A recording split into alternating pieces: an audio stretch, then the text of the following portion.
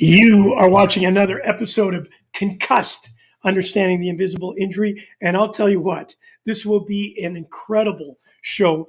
I've had many guests and I've had an opportunity to not personally meet this young man, but I've watched him every week. I pop on a show when he's on. I've listened to all of his interviews with the big boys. He's a David Letterman, a young version of David Letterman in the talk show online. I started out and I got an opportunity to watch him and understand his life. It's a book, it's a movie. I'm sure I don't know who's going to play me in the movie when I'm acting as an interviewer, but maybe Dan and Vito. I'm not sure. I don't know who's going to play Brady, but I'll tell you what, it's going to be a lot of fun. Brady Leavold is going to join us in just a couple seconds. I call him David Letterman because I've been watching him. He's got a lot of humor. He gets the best out of his guests, and there's no holds barred. Like, it is all out. It's passion, it's emotion, and then of course it's serious. And well, it's serious, you can laugh a little bit, and that's what I love about it. Listen, this kid, 67 games, 27 goals, 42 assists, 69 points in the WHL, which is the Western Hockey League for the Kelowna Rockets. That's big numbers. This kid could play. Obviously, it went astray, and we're going to find out from him how it happened on Concussed, Understanding the Invisible Injury, brought to you by the good people at the Hockey News and, of course, Sports Illustrated. But what's important, we're also on the Fired Up Network. Ladies and gentlemen, without further ado, Brady Leavold. Gooch, how are you? Thanks for having me. Quite the intro. Holy I'm fantastic. No, seriously, I listened to you. You got that deep voice.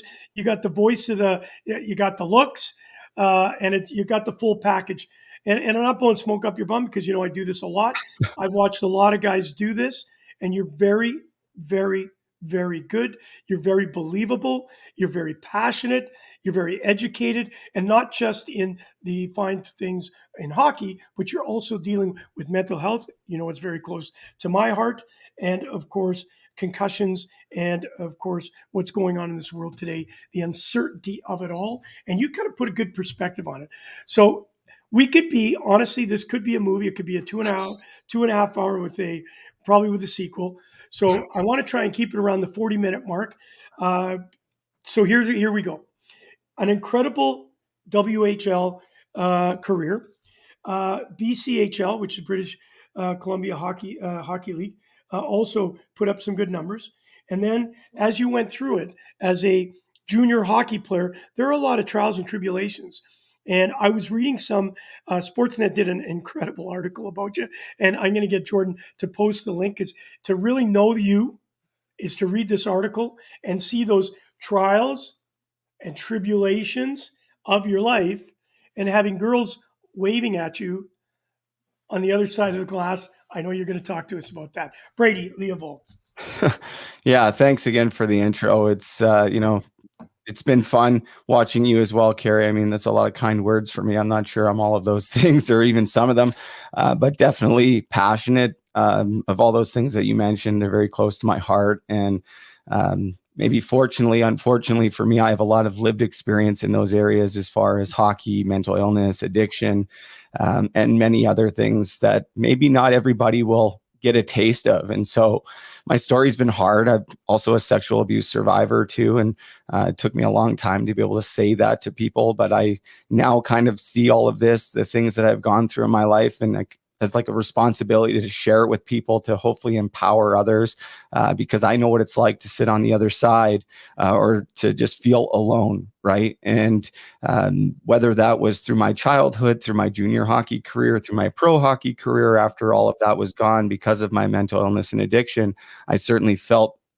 kind of something along those lines at any given time in my life. And so I'm doing a lot of work now, Gooch. I'm kind of focusing my efforts. Obviously, we can get into puck support and the podcast and different things, but really where I'd like to focus my efforts now is sharing my story and that with the young hockey players, the next generation, which I've been able to do, and hopefully we'll be able to continue to do moving forward. But what an opportunity, and the feedback that I've gotten, Gooch, just from sharing my story. my troubles with young hockey players and just getting the response from them and the coaches. It's been so rewarding. All of it. It's just been a great gift this last 19 months, Gooch. Well, a lot of people would say a gift. My God, goodness, where you've come from and what you've lived through, you've lived the life of about five people. And the fact that we're even having this conversation, you being on it, and I don't want to downplay it and I don't want to blow it out of perspective, but your story is one of life and death and life and death and probably life and death. And so I really want to get into it. And I think 5 years ago, we wouldn't have this conversation, as you know. We'd be still maybe 10 years ago, for sure, we wouldn't have it. Maybe 5 years ago, we were starting to have it. And now we can actually let our guard down. And your vulnerability is so important and so believable that it allows us to get the true meaning of what your story is. So let's obviously, playing hockey is one thing, but through your playing career, you obviously had suffered some concussions. You had dealt Right. with some other traumatic situations that have created a lot of mental health issues. Talk to us about first on the concussion. Did you suffer from it? And if you did, talk to us a little bit about it because we all know what it can do to your psyche. Yeah, well, it's interesting. Of course, I've suffered concussions. How many? Who knows? How many documented? I would say 8 or 9 over the years. How many would I honestly guess? Over 50, probably maybe closer to 100 if you want to count the times where you're a little dazed or you're seeing stars. When your brain is rattled. Like I know what that feels like, and I know how many times I've felt that, and I also know how many times I've played through that and gotten another hit either that night or the next night and never let them fully recover. Just that mentality of the champion athlete, being worried about losing your spot in the lineup, especially in junior and that. I mean, it's hard. It's hard to tell, right? We talk about this the same way with mental illness is you can't see it, right? You can't really see a concussion. So it's a hard one to kind of sell maybe to the coaches or to people where it's really believable because you have a cast on your hand, people can see that, but you go in there and you're people are relying on your word to say, hey, I have this concussion, I'm not feeling great. And inside the hockey dressing room, Gooch, as I'm sure you know, at least when I played, and I'm hoping that it's getting better, but I can almost guarantee we're nowhere near close, is that happens and we're pretty much shutting that down and not letting anyone see that because we want to keep playing. And the damage that it's doing, at least to me, is that it's done to me and the things that I'm seeing now at 34 years old, Gooch. Obviously, I went through a major addiction and mental illness, and I'm sure that a lot of those concussions had something to do with that. I've always said that. But at 34 years old, my short-term memory is virtually nil. It's scary sometimes, to the point where sometimes in friendships, certainly in relationships over the years, I've even been looked at as an a-hole, or that I don't care because I'm forgetting what somebody had told me. Yeah. And in reality, it's not that I forgot, or I did forget, but not on purpose. It's just that I couldn't help it. I did care. I was listening. I'm sorry that I forgot. But now, people that don't understand it, they think I'm a bad person or being rude or whatever. So certainly that's what I'm seeing at 34, and through the conversations that I've had with other guys and girls as well, because we Yeah. see it in girls hockey, especially. Absolutely. Yeah. They're not in contact, so they're skating around with their heads down, and the contact that they're not expecting is actually, we're seeing more concussions because they're not prepared for it. Is Well, what I'm Brady, trying to say. Brady, also, if you could interject, you talked about not being accepted in the dressing room if you said, "Hey, I'm not feeling right." People would look at that as a weakness, Yeah, whereas it's really a strength now that you're able to say, "Hey, listen, I'm not myself. I'm dealing with some concussion issues. Let me get treated properly, diagnosed properly, do a management system properly, so that I can come back and be yeah, me." And a lot of people now are at least starting to think that way. Not specifically, we're not all acting that way, but we're certainly thinking it. And then, of course, you mentioned about, it's not just us. Boys, girls, men, women are suffering concussions at alarming rates.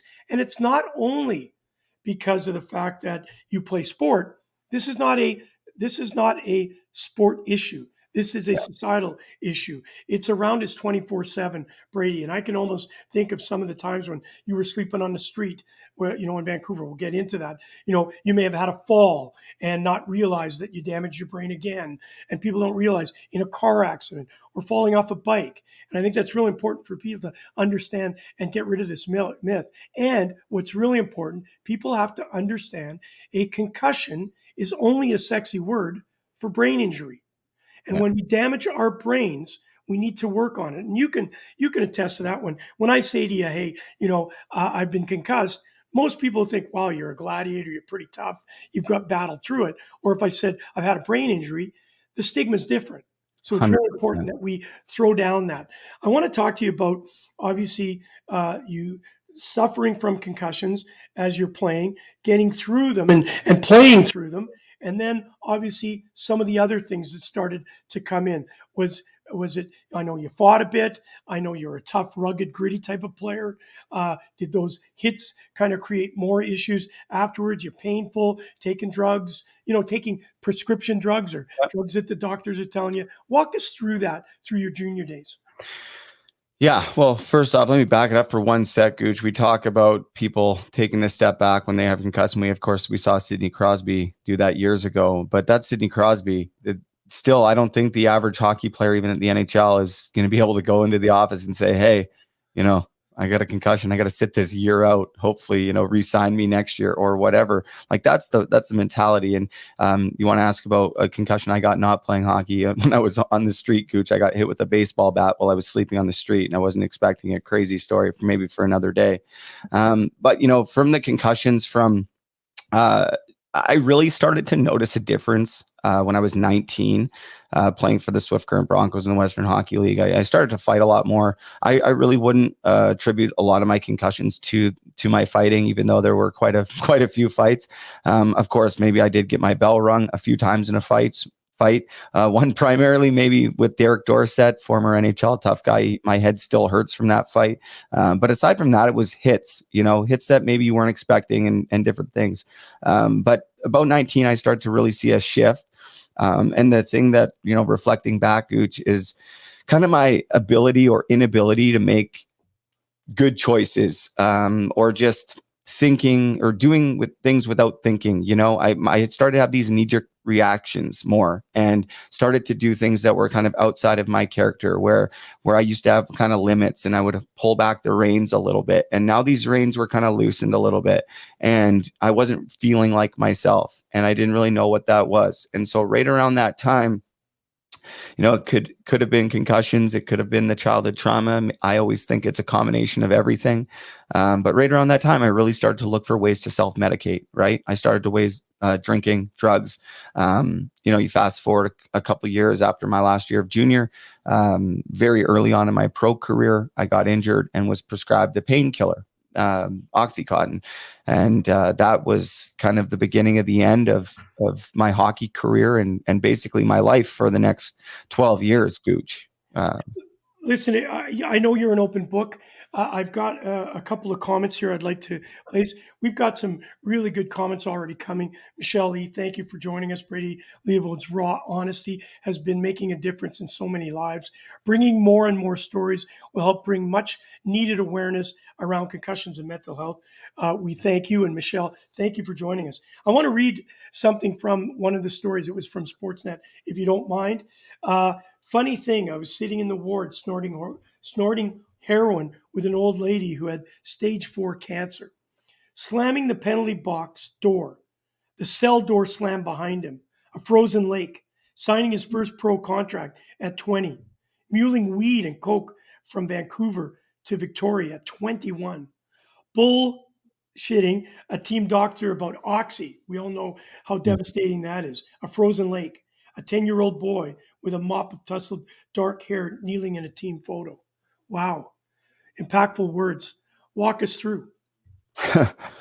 Wow. There's, when you say those things, there's a lot that comes up. Obviously when I hear the cell door slamming behind me, You know, you'd think that the opening line by snorting heroin would really catch my attention, but unfortunately, that was just the beginning. It turned into IV drug use. So in my brain, when you said that, it was like, oh, that's, you know, that wasn't even close as bad as it got. But when you said the cell door slamming behind you, you know, it really kind of gave me shivers because, you know, a lot of people are familiar with my story. Anybody listening or watching that maybe isn't, you know, it took me to some pretty dark places, almost in the NHL, to homeless, and then spent multiple years behind bars. Places, these are all places that I never thought that I would be in a million years. Just it wasn't even a possibility for me, Gooch. So, you know, just I'll tell you, when that first time that cell door closed behind me, I knew I was in it. Like, I knew that this was like, wow, you know, like, wow, like how, but I knew it was real. But somewhere that I never ever want to go back. But at the same time, a great learning experience for me. And I really tried to make the best of my time. And I'm very proud of myself, I always say, because I did help 4 individuals graduate high school while I was in there, because a lot of guys couldn't read, couldn't write, couldn't even write their own name. But I'm also sad to report that one of those guys has now passed away of an overdose. He was my cellmate. So these are all, you know, it's sad, but at the same time, try to make the best of my time in there, Gooch. So, you know, wherever I was, I kind of, now where I'm at today, I use it all as kind of like tools in my tool belt, you know? Well, bravo. I'll tell you what. I can't even imagine what the inside of a cell looks like, and that you can describe it to us and allow us to feel it. I'm going to give you just a quick little story. My sister had issues, and very serious issues. And I can remember one day I had to go to court. She was held up on some drug charges, and this was a beautiful young lady. And she came out and she had 2 other people handcuffed as she was coming out to the court arraigning. And I was sitting there watching this. I was sitting beside her lawyer. And I got to tell you, Brady, I broke down like a little kid. I must have been 45 at the time. And all I could think of, there's that young girl in that orange outfit. She looked pretty good in it. And I just could not believe that was my sister. And when we finally got her out about a week later, she was up by Milton, I think it was. And she came home. The first thing I had to ask her is, I was excited to find out, what was it like to be in there? And of course, you know it. I'm not going to even describe it. It's horrific. So thank you for sharing that with you, that honesty. And again, Michelle, thank you for being vulnerable and opening up. We met Brady after our son passed away from a drug overdose. He has become a special part of our family. I believe everything happens for a reason, and we couldn't be happier and thankful that we met Brady. His story is amazing, and we are grateful to see him surviving through his recovery and trying to help others along the way. Brady, let me be honest with you, and let me ask a very severe question, serious question. You have done so much. You have helped so many people. Who's helping you? How do you help yourself? Have you been able to take what all these things that you've learned from being on the street, being in a cell, Oxycontin, heroin, the drugs, the list is crazy. Fentanyl, we know what that can do to you. You've been through it all. You've been to hell and back. How have you done it? Like, why are you here today to tell this very, very important story? It's interesting you asked that, because I was thinking about that just before we went live, and it's a question I ask myself all the time. That almost brought me to tears, by the way. Hello to the Miner family. Their son played for the Barrie Colts. He's right here behind me. And I was at his celebration for life just a few weeks ago, and it was incredibly sad, but just in a, you know, I wouldn't have missed it for the world. I just want to say hello to the entire Miner family. I love you guys.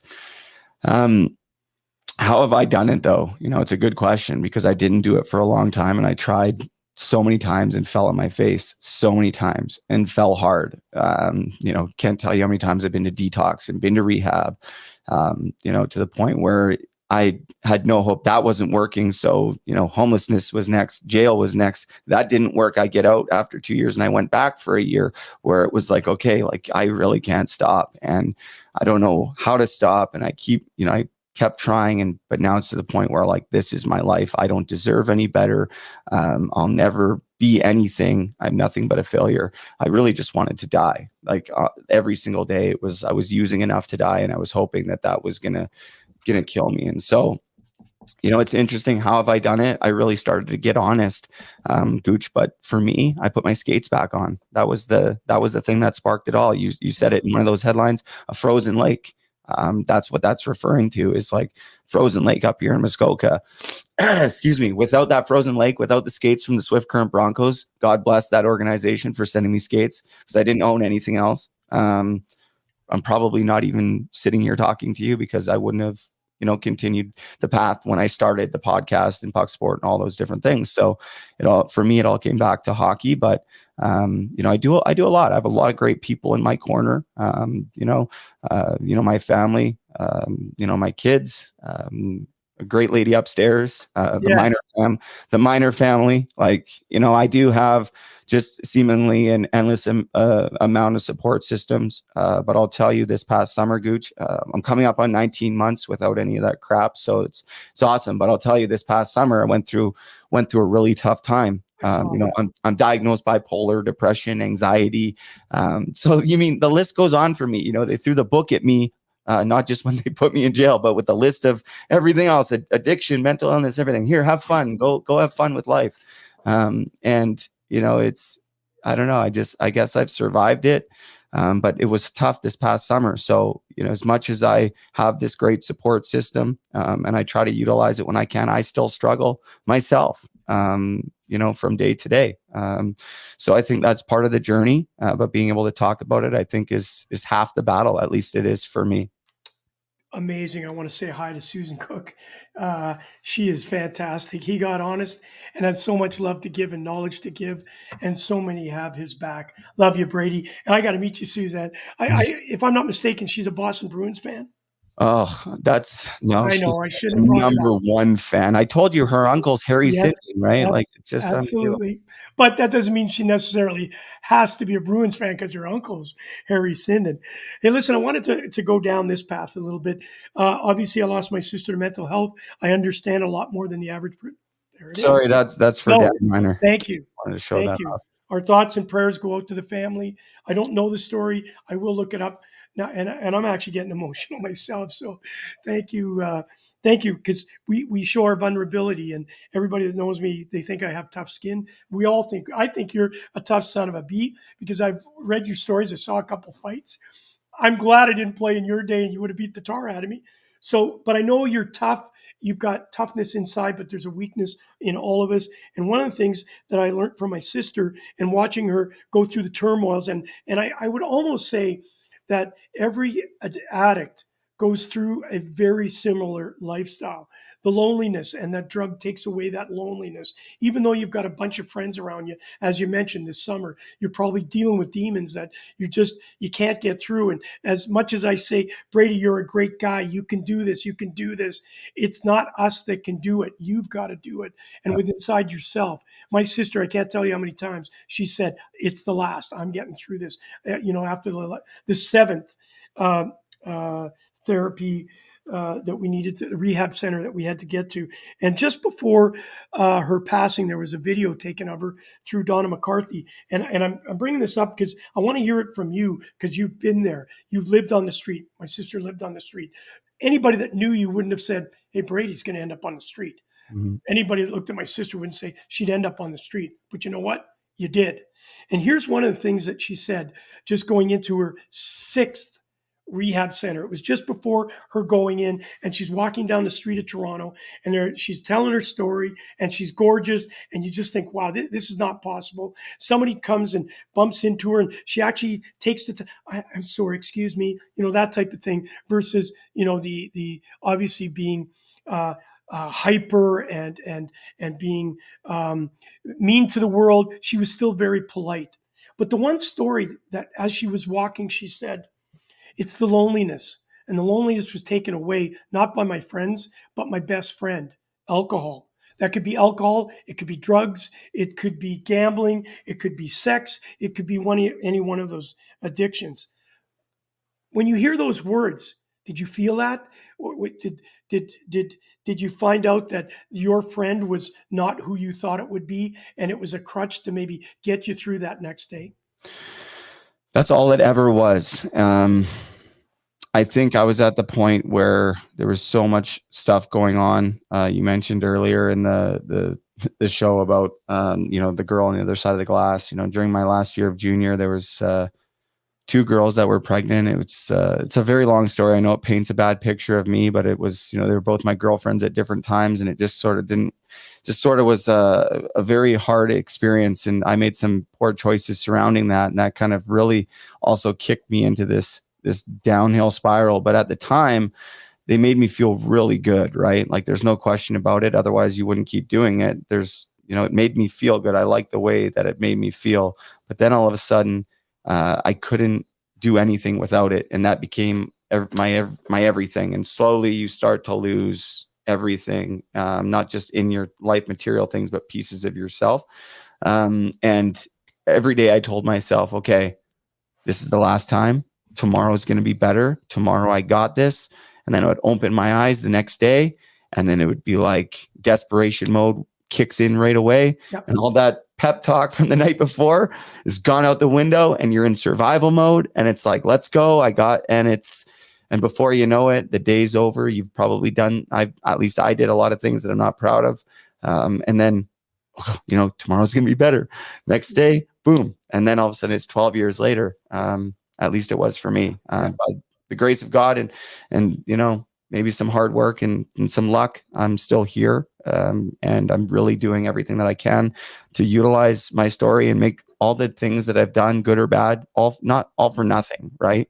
Because I've lost a lot. People have lost out a lot, like my kids and different things that I haven't seen in a number of years. So, if I can't be there for them right now, why can't I, be there for others in other ways, and just try to be the best person I can be and try to make this world a better place. I wasn't always that way, obviously through my addiction, but I think at the core of my heart, I think I've always been that guy. And I think that was it. Getting back to 5-6-year-old Brady, you asked before, how did I do it? I had to find the things that, made me tick. And that was hockey and being generous and volunteering and just being of service. And then, surrounding yourself with good people. And that's kind of how my recovery has worked for me. Amazing. Hey, listen, you are listening to Concussed, Understanding the Invisible Injury. We're talking more than concussions. We're talking about mental health, addiction. Of course, we're so honored and so blessed to have you on the show, Brady, because of your honesty, your vulnerability, and the incredible ability to help others. And you have helped many. And I just want to do this. Give you a hug. You deserve a hug. I And like that's one of the things that I've always felt listening to my sister. There's very similarities. And we even got Paul Rosen popping up and making a statement, which is so important about I had no friends. The pills were my only friends, which is sometimes very important. But what I think is also important is this. That hug that I gave you, you mentioned in an article here, heroin and fentanyl are like this warm blanket. All the pain, anything you feel physically, emotionally, just goes away. Those are very stark words. My sister said the very similar when she was drinking alcohol. She would say that once I got to that point where everything became numb, that she felt a warmness, that she felt out of control yet in control. Talk to us about that statement. Heroin and fentanyl are like a warm blanket. Yeah. I think you hear people refer to it like that all the time. And, it's pretty profound. And I think there needs to be kind of more awareness around that, because it's not just heroin and fentanyl. It goes right down to Percocets and morphine, things that maybe the doctor will prescribe after a surgery, or something happens, an accident, whatever, you get hurt and you go to the doctor. And from a lot of the conversations I've had, at least the way that I've always grew up, I had a ton of trust in doctors. I never questioned a doctor. Why the hell would I question a doctor? What do I know? He's the doctor, right? Like, so I think it's just important to talk about that feeling. And there's certain reasons why people, myself for one, that get addicted to opiates, and why that is, and why some people have a harder time with opiates. And it all goes back to your brain and the way, the chemical makeup of your brain, and the things that have happened in your life. And when you take an opiate such as fentanyl, heroin, morphine, Percocet, all of those, it touches on the same part of your brain as the love chemical. So love and affection. So as a kid, getting that hug from your parents, a lot of kids who maybe didn't have parents or only had one parent, they kind of tend to that side. So when you lack that, so my mom left when I was 5. I think that also plays a big part into it, Gooch. But you want to know about the warm blanket? It was like the first time I took an oxy. I didn't.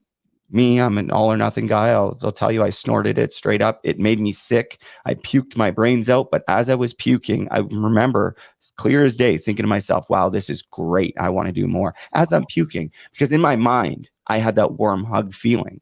It was like that hug from my mom that I needed when she wasn't there, when I was 6, when I was having a fight with my dad, or my dad, whatever, which wasn't often. Like, I'm talking like trivial stuff, but you want that hug from your mom, right? And I love my mom. I've forgiven her. We're great.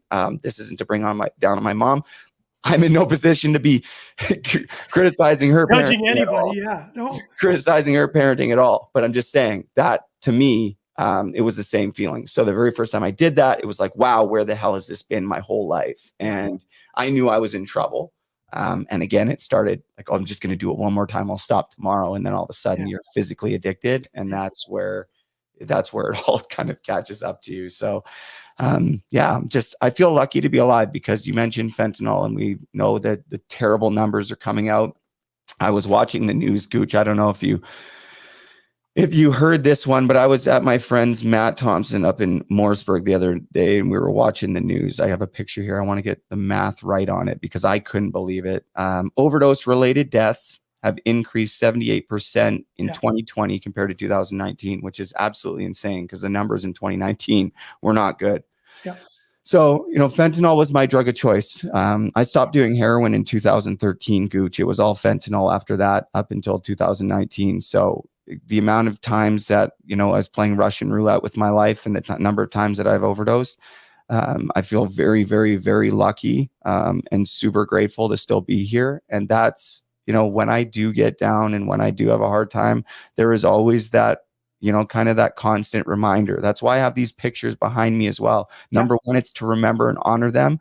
But, these stories, like every time I see, Dan Miner, Matthew Lazinski, Mitch Fadden, my former line mate, my coach, Quentin Van Horlick, like it could have easily been me with the amount of suicide attempts and overdoses and things. And so, and during those times, I wish at the time of my suicide attempts, I remember thinking that they would have happened. That's how low I was. I remember overdosing and coming back to life and thinking, why the hell did you even bother? Like, that's how low I was, because I didn't think there was any hope. So to be able to see now that I've been able to pull myself out of it, I really believe that there's hope for everyone, Gooch, regardless of the state that they're in. With addiction, mental illness can be a little bit more tricky, if we're on the severe spectrum of mental illness. But I really do believe that there's a ton of hope in this world, and that with the right amount of support and love and the people around you. And, of course, we talked about you have to be willing and wanting to do it yourself, because that's what it comes down to. But I think anything is possible. Well, and we are so blessed that you're still with us because we need you, and the movement is only starting. And Jesse Tucker says, "I'm really glad you're still here too, Brady. Your help and push has gotten my life back to a point of happiness, and we love to hear that." Listen, you can't help anybody before you help yourself. And one of the things is that you did that. You've done the work. You've gone the hard miles, but it's not over. It's still a journey in progress. And I think we all need to understand that you're able to help others by helping yourself and then being able to externalize that. And one of the things that is in this story, if I can just help one person. And a lot of us look at it and say, we want to solve the world of mental health and we want to solve the world of suicide. We just recently had a gentleman end his life a couple of days ago. We had Oktoberfest. It was supposed to be a real happy party. We were talking about mental health, connected mental health, and concussions. Brian Green had the band and everything was fantastic. But we had learned the night before that I won't mention any names, of course, that he had taken his life, and it was a shock to all of us. He was a very good friend of Brian. He was an acquaintance of mine, I can't say, and I know Brady, you know him also, and it was just wow, shock to the world.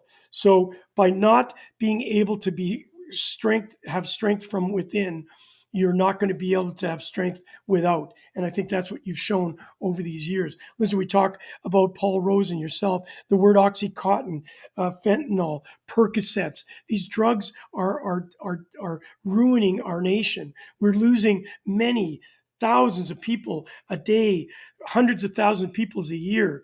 And until our medical system can develop a way of taking care of the situation and not dealing with the addiction, but dealing why the addiction is there. Yeah. The coping mechanism, and you could probably say that when you said fentanyl was your blanket. Let's find a warm blanket that's not fentanyl Yes. to help people like yourself, Brady. And I find that so incredible that you can articulate and make us feel and understand it better than just reading it in a book. Um, just prior to letting you go, I know we're going to have you back because Anytime. there's more and I want to talk about more, but I want to talk a little bit about just recently what went on in the National Hockey League. You've been a big proponent of making sure we talk and we open it up. You do it through a great organization called Puck Support. You honor players that have maybe not made it through and been as lucky as you. I fortunately have only had one incident of a thought of suicide. I never was even in the realm of ever performing it. Obviously, Paul Rosen, we know that situation. With you, talk to us a little about Puck Support and how it is gravitating and helping people to be able to understand there is hope. Yeah, I think initially the idea was to help former junior and professional hockey players, and it's since grown to all aspects of hockey, right from the grassroots level, five-year-olds all the way up to pro and rec league, and coaches and parents. And I think we want to start to educate the Billitses too, because the hockey community is very small. But unfortunately, we've lost a lot of lives. As you can see, a number of them behind me, and that's not even close to all of them, all related to mental illness or addiction, overdose. And from what I see, most addictions have an underlying mental illness. People are trying to make themselves feel better. As you just mentioned, finding that warm blanket, and it's so difficult. But Puck Support is, it's essentially two things now. It's a clothing brand that was never really supposed to be the plan, but what better way to kind of get it out there than to have people wear it and start a conversation. And so part of that, you mentioned like remembering them. We have that's my old coach, my first year pro. He took his own life. We were actually in rehab together as well, and he tragically took his own life by intentional overdose. But there's a name in every piece of clothing, which is a way that we can honor and remember these individuals. It's kind of tucked away, but whoever gets it, they're always talked about. Obviously, you can see the pictures behind me. Yeah. But we have big plans. It's really about igniting change in the hockey space surrounding mental health and addiction, and having these issues openly talked about and not swept under the rug, having people comfortably talk about them. And recently, we've been able to develop a partnership with Minor League Madness and Tyler Smith, of course, the Humboldt Broncos survivor, Yes. good friend of mine, and Braden Lowe from Minor League Madness, where we are now going to be able to offer support to all the active and former AHL and East Coast Hockey League players to the Professional Hockey Players Association, which is fantastic. So, we have a lot to build on there, but just that's just the first step. And then obviously, my plan is to rollerblade across Canada to raise awareness and money. And we have a lot of, fundraising events and ways that we want to utilize and put the money that we do raise, boots on the ground. This isn't a smoke and mirrors campaign. We want to get out there. We want to help people.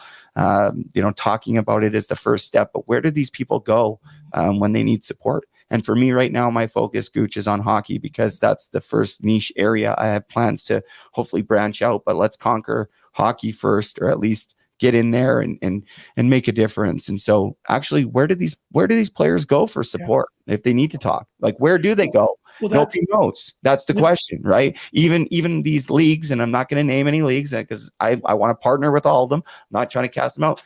They make these partnerships, and then all of a sudden you talk to the players in the league and say, well, you guys are partnered with this organization. What kind of support are you getting? What are you talking about? We didn't even know that. There's no support. It's like, well, okay, so where are we getting the help from? And it needs to be at all levels, accessible to everybody. And that's ultimately the goal, Gooch, is to be able to have very accessible support for hockey players when they need it, if and when they need it. So, Brady, It's 2021. This is not just now. It's been going on for years and years and years. And I know you won't mention leagues. I can do it for you because honestly, at my age, at 62 years old, I could really care less if somebody thinks I'm trying to disband the honor of anybody or anything. I won't mention any names, but I'll tell you this: the NHL has a huge responsibility. You don't have to answer. You don't even have to comment. They have a huge responsibility, not only for the constituency in their organization. These are human beings first. They're not assets and they're not players. They're human beings first. And when Leonard came out, whether we liked the way he delivered the message, I thought it was maybe a little bit, he shouldn't have maybe made some accusations to certain people. Had he just kept it, maybe it wouldn't have got the controversy that surrounded it. But I can tell you what, on the other side, we heard from the person that runs it, Mr. Bettman, Yeah. in a quote, there's an 800 number that players can go to. Are you kidding me? This is the National Hockey League. And I'm sure it's the same in other sports, in the NFL. I can't quote on all that, but I'm sure if there's a lack of focus from such a great organization in the NHL, it's got to be throughout. And I'm not chastising, I'm not putting blame. It's 2021. A 100 number is not enough. And I want to hear your comment on the actual Leonard process. He has been remarkable. He has stood up to institutions and said, listen, there's a problem, let's fix it. Maybe his deliverance wasn't completely the way it should have been, but at least he was man enough to stand up and challenge the institution. Love to hear your thoughts on that.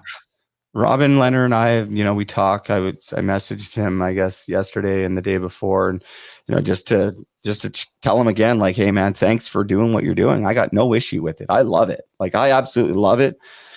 People can say what they want.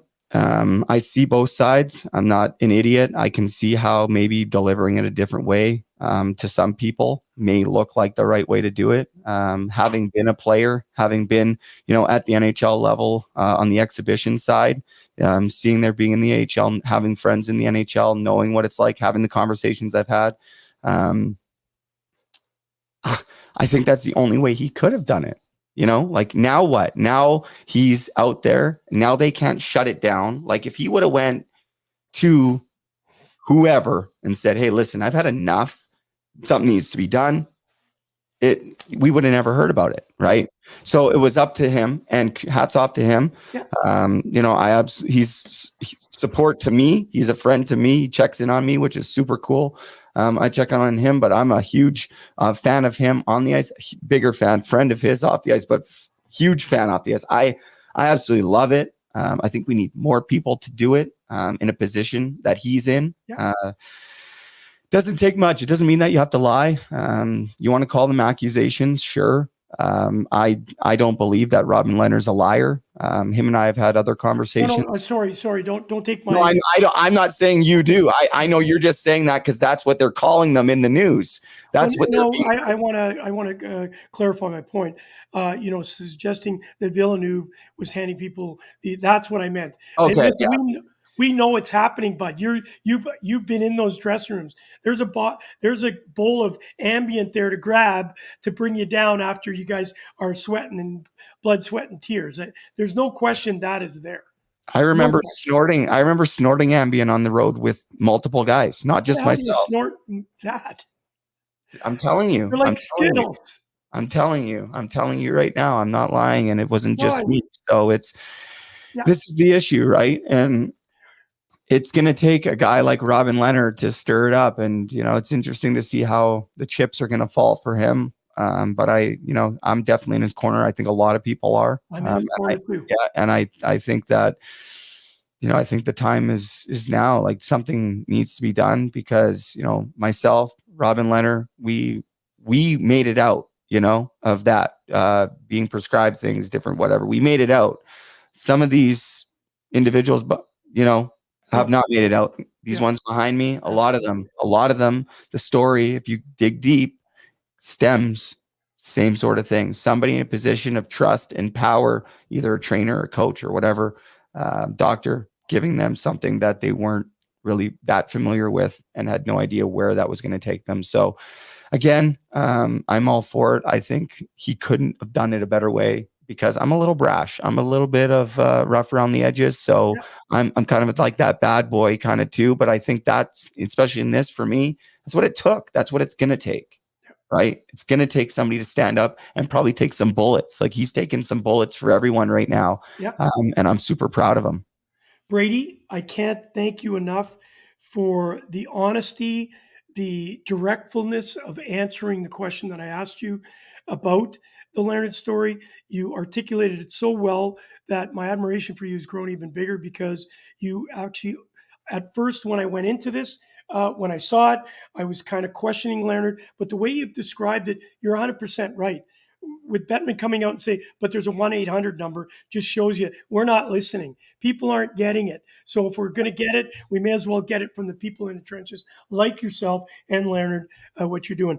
Pucksupport.com. Make sure you check it out. What you do is absolutely remarkable. No matter where you are on this planet, you know you've got a friend in the Gooch and the whole Gooch Live family here. Anytime you need anything, we're here for you. And I look forward to, I would inline skate across Canada with you because I'm not bloody crazy. But I'll tell you what, this body ain't going to get me across. So I may join you in a, I'll drive the car and serve you some coffee or something like that. Really proud of you. Look forward to it. We're going to get you back on. We can talk about that incredible tour that you're going to take. But thank you so much for joining us tonight, Brady. Hey, anytime. Thanks for having me. And shout out to Jordan behind the scenes, always doing a great job for you guys. And yeah, anytime, Gooch, keep up the good work. You're the man. Wow, that was incredible. Obviously, you've been watching Concussed, Understanding the Visible Injury. And I'll tell you what, more than just the invisible injury, we heard from somebody that's been there, lived it, life to death, and is back to life and certainly doing great things and helping people understand that there is hope. And through hope, we will find a path to help you get through it. Scott Oswin, who's also suffered, is on saying scariest part is it starting in the younger ranks of hockey, and it's so true. The pressures we have not only on our kids but on ourselves to perform at a high level at all times is amazing. And I do want to do a shout out to Jordan for taking tonight and helping me through this. You know, it's a little bit emotional anytime I talk about my sister, but I think what's important is it's healing. And I loved what I heard from Brady, and I look forward to having him back on. Listen, can't thank Fired Up Network enough for supporting this and getting this message out to thousands and thousands of people across the world. It's so important. And of course, want to thank Hockey News and Sports Illustrated for believing in us. All right, till next week, I want to thank you for watching Concussed. Good night.